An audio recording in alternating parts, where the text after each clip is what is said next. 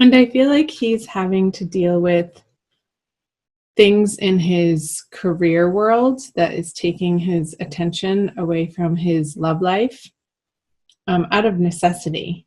And I feel like he might be a little bit grumpy about that, but he's sort of just putting his head down, putting his um, axe to the grindstone, as they say, and doing what he needs to do to get things done in his financial world. So let's see what's going on the feminine side is the Eight of Wands in reverse. So I feel like the need or the want or the desire to communicate with the masculine coming from the feminine side is halted, because she knows that he wouldn't be receptive right now. And I feel like this swirling energy in her mind of, I could say this, I could say this, I could reach out this way, and oh, I want to share this with him. But there's a stoppage point against you taking that impulse. And that's okay. I suggest that maybe if you really have this strong desire to share certain elements of your life and yourself with the masculine energy, is to utilize a journal for a couple of weeks and utilize that space as your sacred space that you are sharing, sort of like psychically and cosmically on a different dimensional level. See what feminine has in her subconscious is the Ace of Wands in reverse. So not in your immediate experience, but sort of more under the surface. Cancer is this getting this tiredness, like the spark, the inspiration. You're not feeling inspired in your everyday life and you want to come back to it, but you're not quite sure how to reinvigorate the excitement in your life. It's almost like disappointments have taken the reign of the day. And it's like, is it ever going to get better or different or change or move forward? And I'm picking up with the Ace of Wands in reverse a sense of not complete despair or hopelessness, but just some frustration and questioning. So let's see what the masculine has in his subconscious. The Ten of Wands in reverse. So I feel like this has to do, again, with his the way that he makes money. And I feel like he's needing to reorganize and restructure how he deals with people. And because the way that he's been approaching and handling certain financial situations or on the work front, career, on projects, has been a little sharp. And he's coming to realize that it's not getting him what he wants, and it's not sustainable and like the long view term of how you effectively deal with people by using a sharp tongue and sort of being bossy. Because underneath this, because the reason why he's doing this is because as his internal process, he's feeling frustrated that people, maybe a business partner or somebody that he's working on a project with, isn't pulling their weight. And he wants them to. So it's out of frustration that he's being persnickety and sharp with these people. Let's see what's in his conscious. The Five of Cups in reverse. So in his conscious experience, and I feel this has to do with his love life and not so much how he's dealing with this work situation over here. It's like he's just about ready to turn around to see the 2 cups. Although he is looking towards the feminine at these 3 of cups spilt. And if he dislodges himself and spins around from this perspective, the 2 of cups is behind him. And it's almost like there's this process for the masculine this month of revisiting and reevaluating what went wrong, and him understanding his part of the interplay that happened.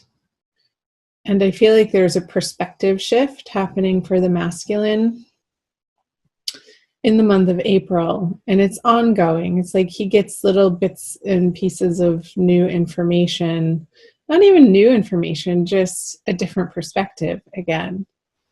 That he's coming out of this sorrowful, blameful place, but he is working on it, and he's not quite there, but he is on that journey.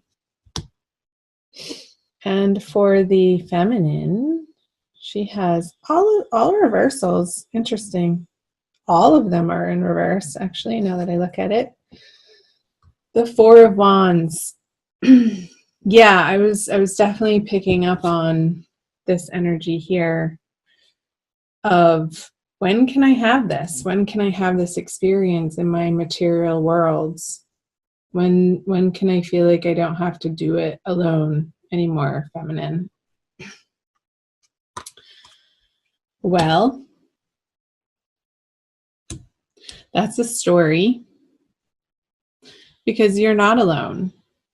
You have your divine guidance, you have your angels, you have your guides, and I'm sure you have other people besides this one person, perhaps the masculine, that you're desiring show up in your worlds in a more traditional, structured way.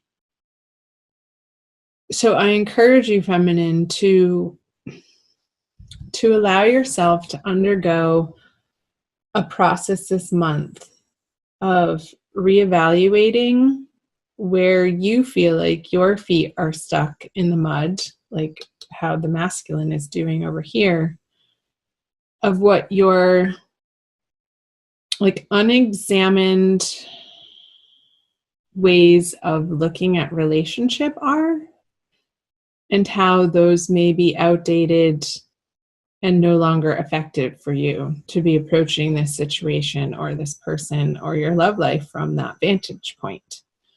So there's some movement and an internal process, because I feel like it is an internal process since they are all in reverse. For you to come to a deeper, higher understanding of gaining clarity around how your belief system, that's the word, belief system, is affecting this situation, and how it may be preventing you from being able to communicate effectively with the masculine counterpart. Excuse me. Let's flip over what the feminine brings. Lovers in reverse. My gosh, you guys, everything's in reverse. So yeah, I feel like your ideas, your beliefs, based on sort of like cultural conditioning, like the Disney movies and all that bullcrap, like fed your brain and sort of wired your brain to feel like you need this knight in shining armor to swoop in and take care of you and mend your heart and make you feel good about yourself. Like, that's all BS. Because divine love is an internal process, and the divine love relationship is cultivated with the spark within you that is part of the source. And you're never separated from that. So when you feel like you're in this story and you're in this illusion that creates a void or a missingness that you reach outside of yourself to fulfill by another person or a circumstance, or when it gets really uncomfortable, addictions. Because the experience of separateness, the experience of separation from that which we truly are is painful. And it's that exact pain, Cancer, feminine, that propels you to go seeking for unity again. So all of this is your process in April, is to come to a deeper, more solid inner understanding that the love that you seek is already there. It's already done, and it never went anywhere. It's been there all along. It's just about lifting the veil and understanding that you have that power and empowering yourself to do so. Okay. Wow. Let's see what the masculine brings to the feminine. All of my cards are in reverse. I swear they're not in the deck. We'll see if this one is too. The Divine Mother, a lot of different people are getting this in their Divine Love readings this month for April in reverse.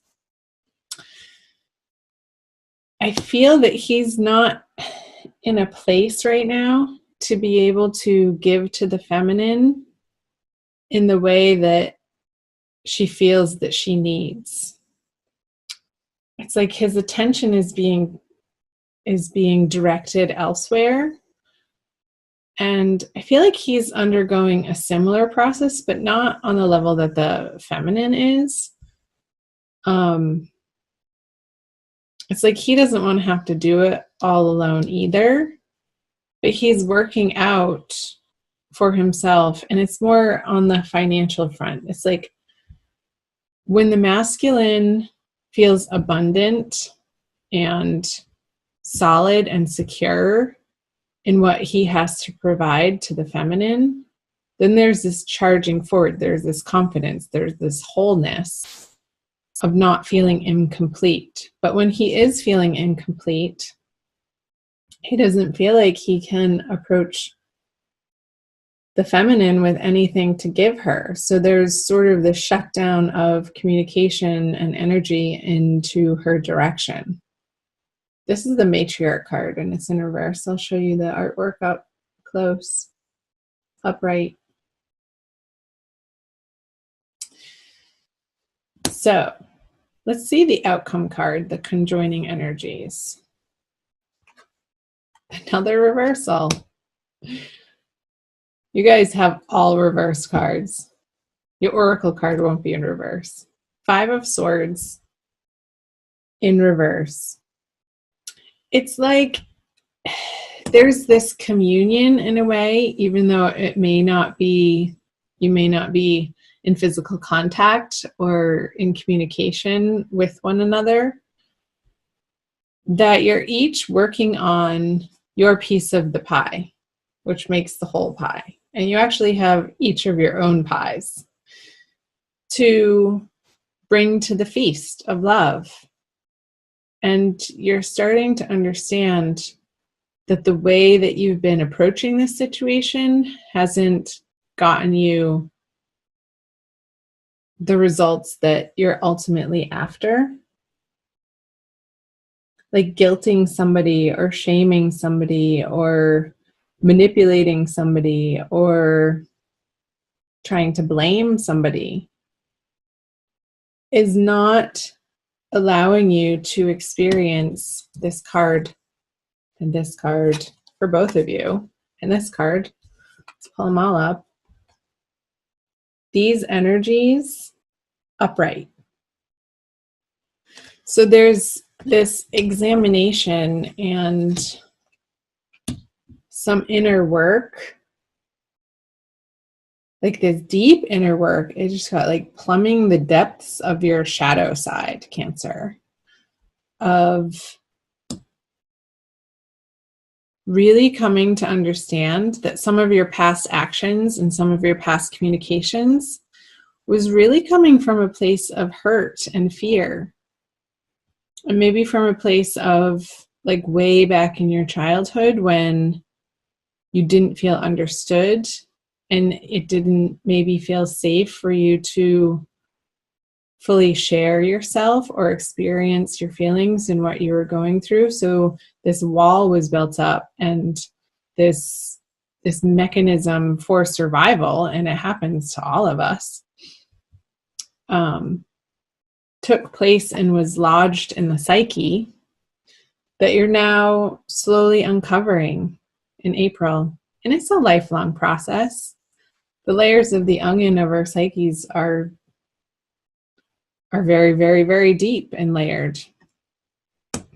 So in effect, and ultimately, this is a process that is necessary and needs to happen, and will uncover those subconscious blockages for each of you, the masculine and the feminine, of how you've been attracting and creating this experience of lack, this experience of misunderstanding, this experience of pain.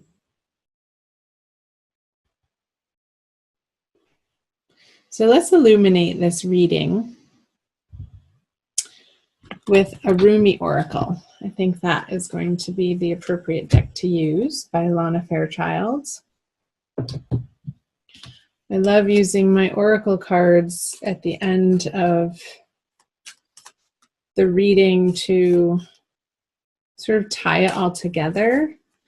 And they always do. It always amazes me how accurate and resonant the oracle is for the energies that I was picking up through the wisdom of the tarot for you guys.